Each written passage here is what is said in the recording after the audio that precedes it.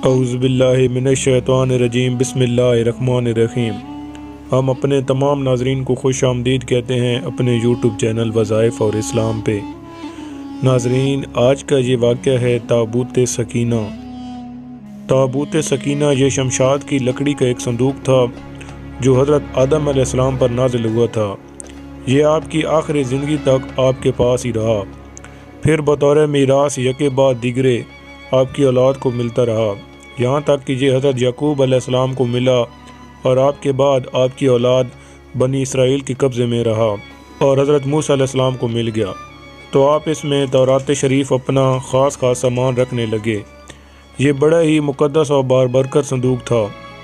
بنی اسرائیل جب کفار سے جہاد کرتے تھے اور کفار کے لشکروں کی کثرت اور ان کی شوکت دیکھ کر سہم جاتے اور ان کے سینوں میں دل دھڑکنے لگتے، تو وہ اس صندوق کو اپنے آگے رکھ لیتے تھے، تو اس صندوق سے ایسی رحمتوں اور برکتوں کا ظہور ہوتا تھا کہ مجاہدین کے دلوں میں سکون و اطمینان کا سامان پیدا ہو جاتا تھا، اور مجاہدین کے سینوں میں لرزتے ہوئے دل پتھر کی چٹان سے زیادہ مضبوط ہو جاتے تھے۔ اور جس قدر صندوق آگے بڑھتا تھا، آسمان سے نصر من اللہ و فتح کریم کی بشارت عظمیٰ نازل ہوا کرتی اور فتح مبین حاصل ہو جایا کرتی تھی۔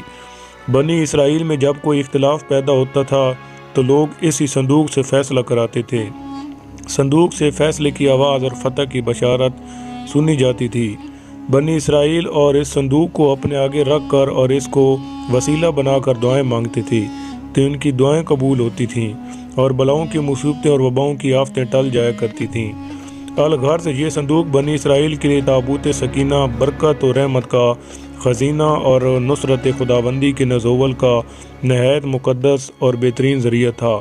مگر جب بنی اسرائیل طرح طرح کے گناہوں میں ملوث ہو گئے اور ان لوگوں میں عصیان کا دور دور ہو گیا، تو ان کی بدعمالیوں کی نحوست سے ان پر خدا کا یہ غضب نازل ہو گیا کہ قوم عمالقہ کے کفار نے ایک لشکر جرار کے ساتھ ان لوگوں پر حملہ کر دیا۔ ان کافروں نے بنی اسرائیل کا قتل عام کر کے ان کی بستیوں کو تخت و تاج کر ڈالا، عمارتوں کو توڑ پھوڑ کر سارے شہر کو تہس نہس کر ڈالا اور اس متبرک صندوق کو بھی اٹھا کر لے گئے۔ اس مقصد تبرک کو نجاستوں کے کوڑے خانے میں پھینک دیا۔ لیکن اس بے ادبی کا قوم عمالقہ پر یہ وبال پڑا کہ یہ لوگ طرح طرح کی بیماریوں اور بلاؤں کے ہجوم میں جھنجھوڑ دیے گئے۔